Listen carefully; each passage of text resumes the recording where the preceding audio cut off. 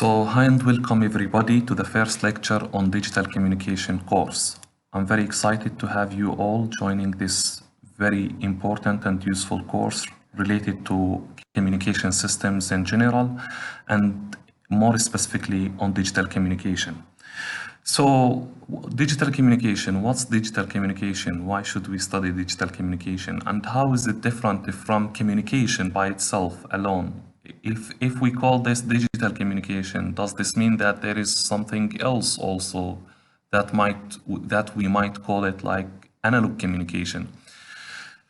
And that's exactly the thing that that's exactly the reason why we call it digital communication, because there is something else called analog communication. So the first thing we want to clarify this in here in this lecture is why digital communication and how is it different from analog. So if you go with me back to analog systems, when you hear the word analog, then it comes to your mind that something that can take infinity number of values at any point of time. So when you want to compare digital with analog, you can say that analog is a signal that can vary continuously in time, and more specifically, it can take infinite values in a certain range. While digital signal, it varies in steps and takes only finite and well-defined values in a certain range. So for example, if you look at this sinusoidal signal over here, you see that the analog signal in any period of time can take any value. For example, if you look at the x-axis here and take any point, like 0.1, 0.2, 0.3, 1, 2, 3, 4, 5. At any instant, there is a response for the signal. And this response varies from minimum value to maximum value. While in a digital signal, you don't have infinity number of values in the range, in the Y range. At any instant of time, you just get either 0 or 1. So basically, in a digital system, you are quantizing the values to finite set. So your any point at any certain time can only take one value out of a finite set of values. This is the difference, the exact difference between digital and analog. For example, nature, anything that's coming from nature is analog. When you want to measure anything by sensors, then the generated signal will be automatically analog.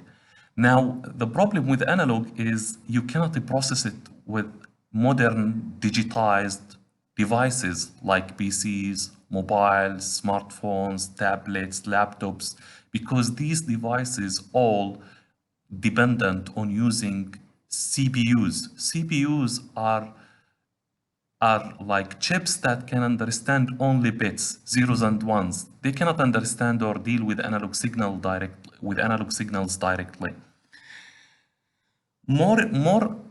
More important than this, when you want to transmit a signal from one place to another over a wireless medium or wireless medium, then if you are transmitting it in analog, then it will be more susceptible to the effect of noise, and it would be very hard for the receiver to recover the signal if the received signal is corrupted too much by impairments caused by electronic devices or external interference sources.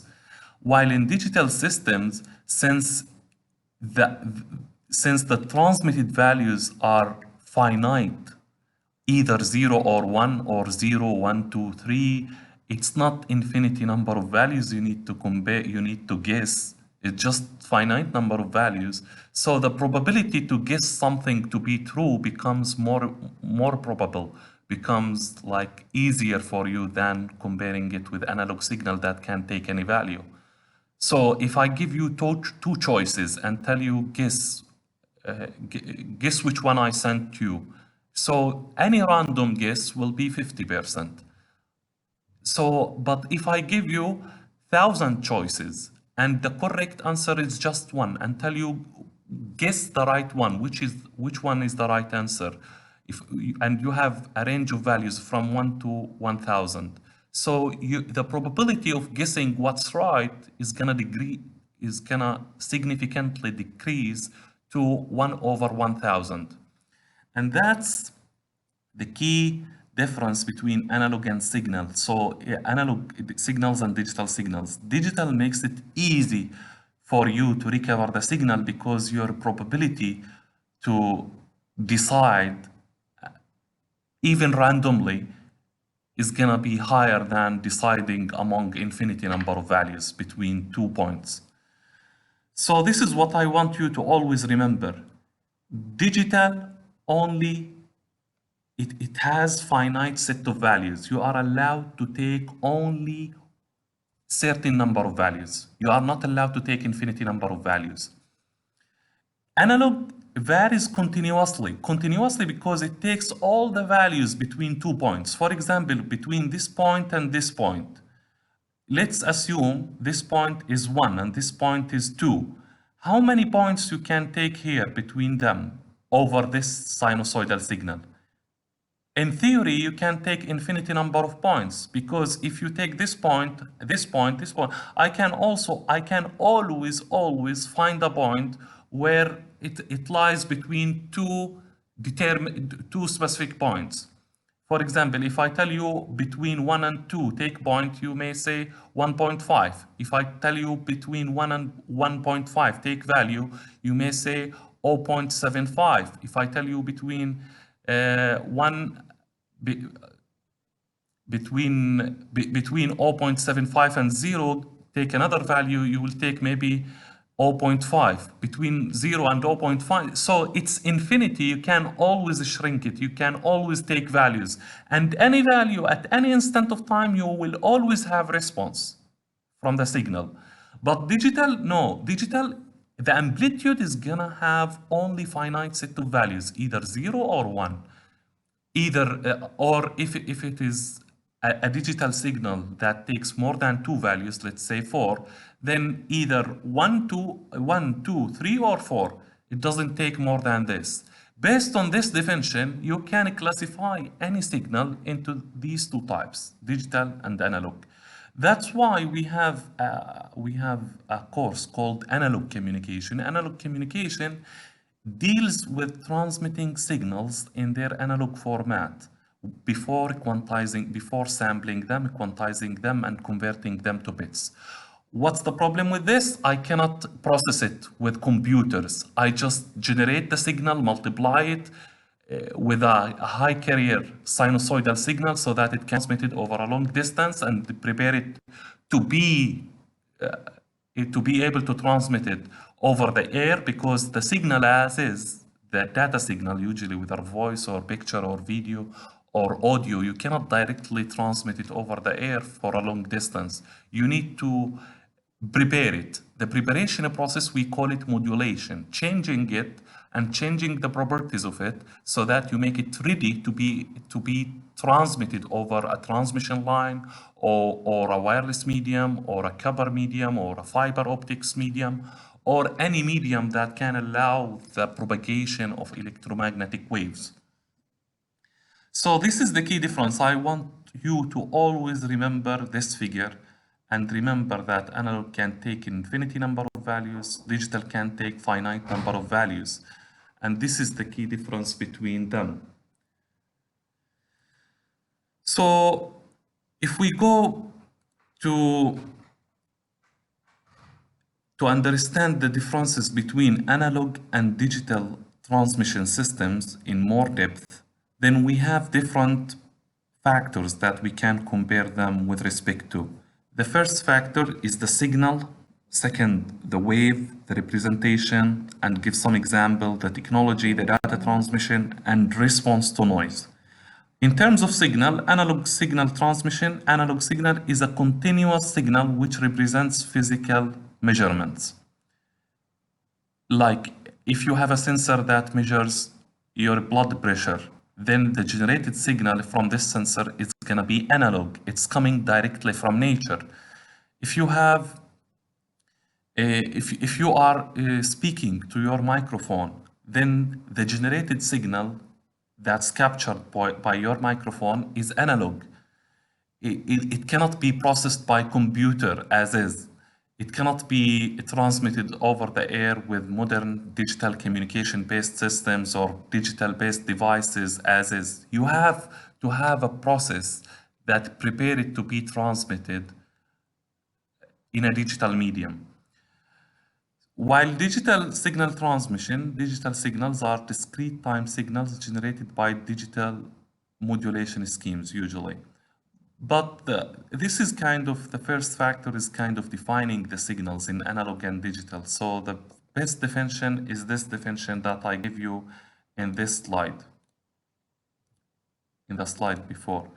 So waves, usually analog signals, you deal with, in order to be able to transmit them, you need to generate carrier signals, and these carrier signals most often are sinusoidal signals, either sine or cosine. But why we want them to be sinusoidal? Because sinusoidal signals, you can have only one frequency for each signal, and therefore it will be easy for the transmitter and receiver to tune to that frequency and start capturing the data from that frequency.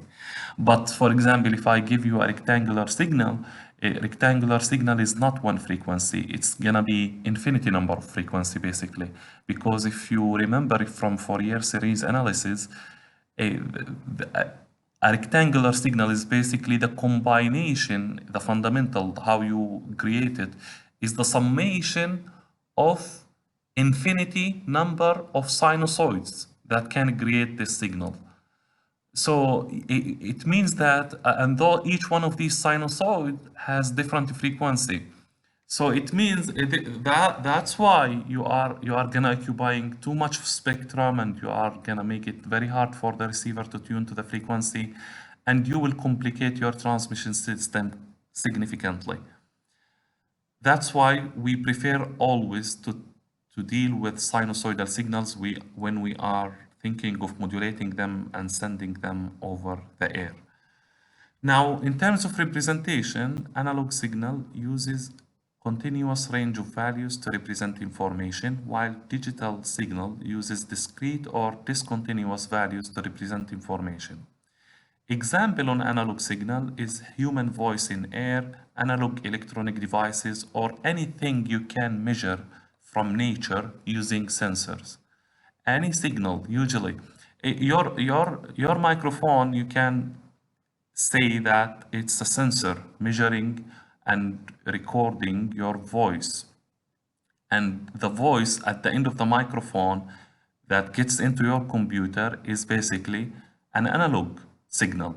Now, how the computer started processing this, there is a process called analog to digital conversion.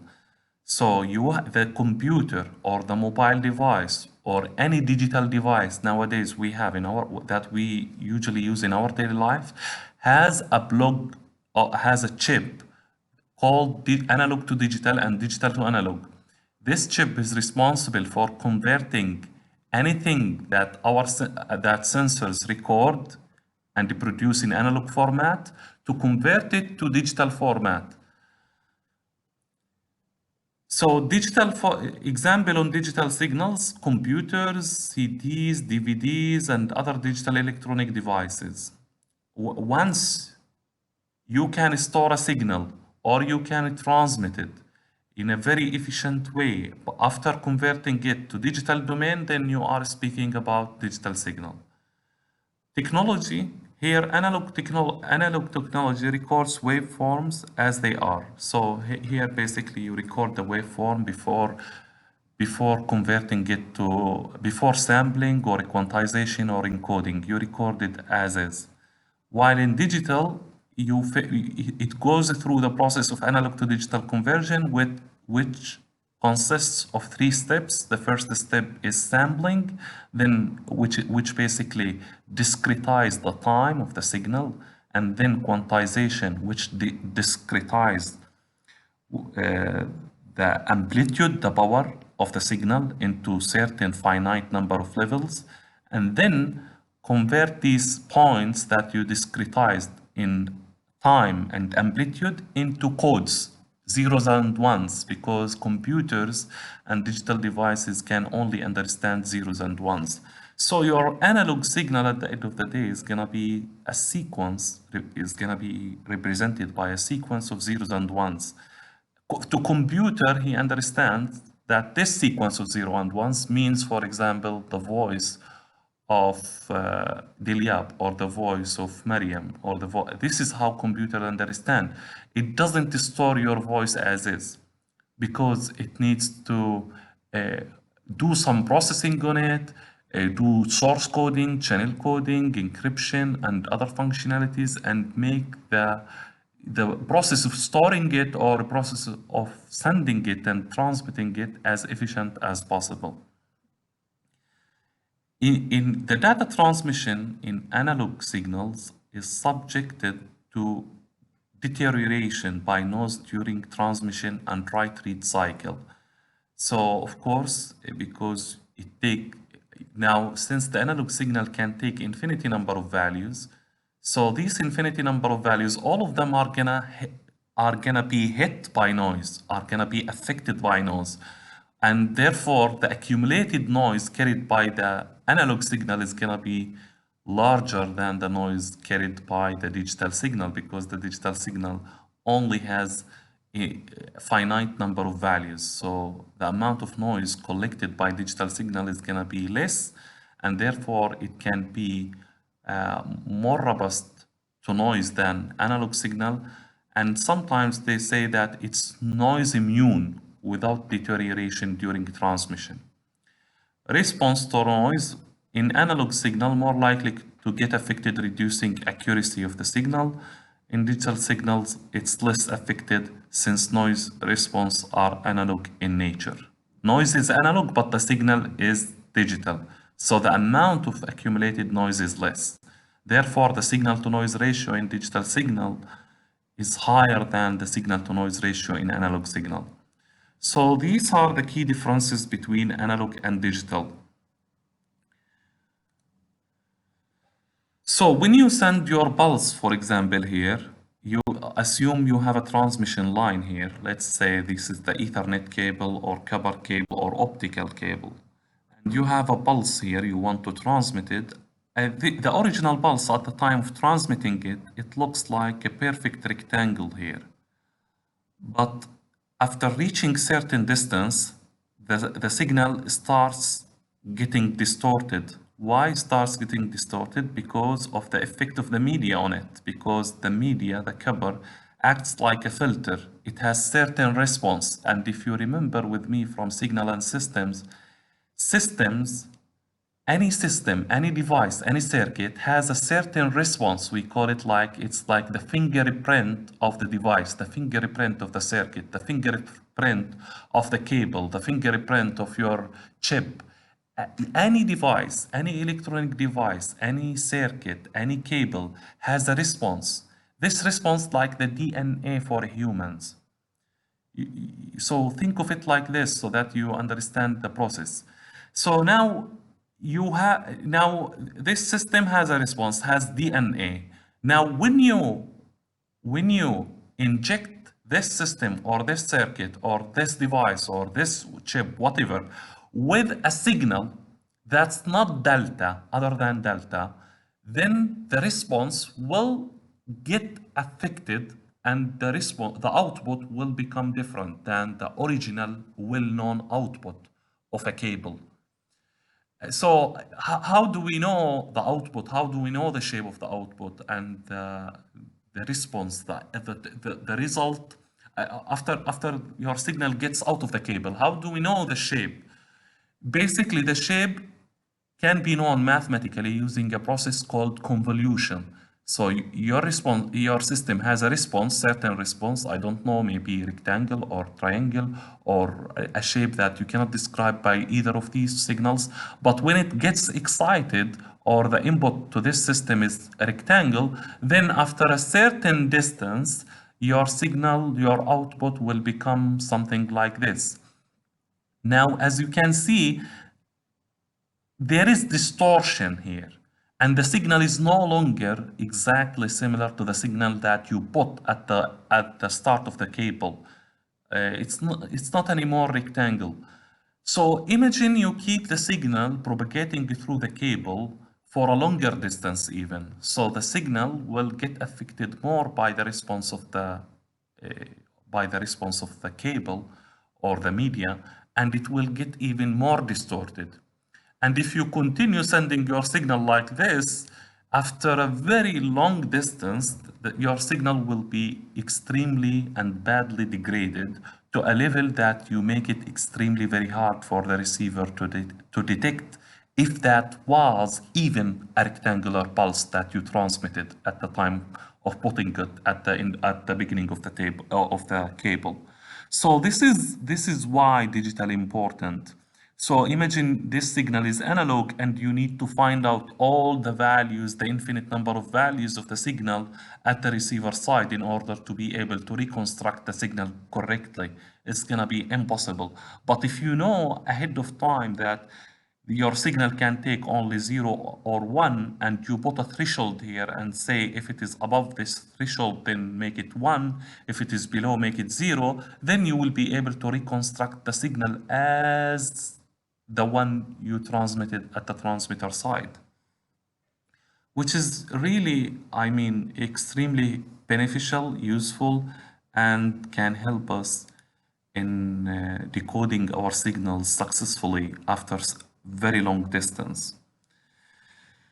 So this is basically the difference between analog and digital, and why digital is more preferable than analog, because it's easy to reconstruct at the receiver side. Why? Because it has finite number of values. The probability of making error is less than the case of analog. And more importantly, you can process it with digital devices. You can encode it, encrypt it, because encryption, decoding, encoding, processing, all of them are happening at the CPU level. CPU understands only bits, only zeros and ones. This is the language of computers. If you want to transmit your signal as is analog, you will lose the benefits of using computers.